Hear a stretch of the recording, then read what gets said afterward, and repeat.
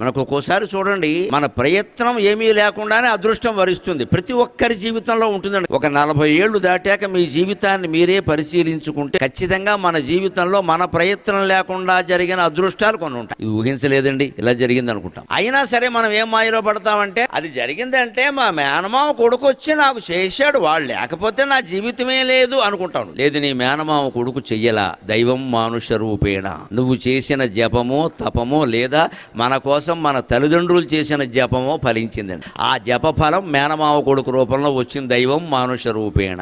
అంతేగాని నీ ప్రయత్నం కాదది. అలాగని దైవానుగ్రహం లేకపోవడం కాదు. అది అదృష్టం అంటే అదే అర్థం. ఇంత కనపడినప్పుడు దైవానుగ్రహం అని అనొచ్చు కదా. లేదు, వారు చేశారు వీరు చేశారని మనం ఏమనుకుంటామంటే, వారి పట్ల కృతజ్ఞతగా ఉండే ప్రయత్నం చేస్తాం ఎంతసేపు. నీకు ఆయన అంటే ఎందుకు అభిమానం అయ్యా అంటే, మా అబ్బాయికి ఉద్యోగం ఇచ్చాడు, ఆయన దేశాన్ని దోచుకు తిన్నాడు కదా అంటే, ఆ గొడవ నాకెందుకు అంటాం. నమశివాయ.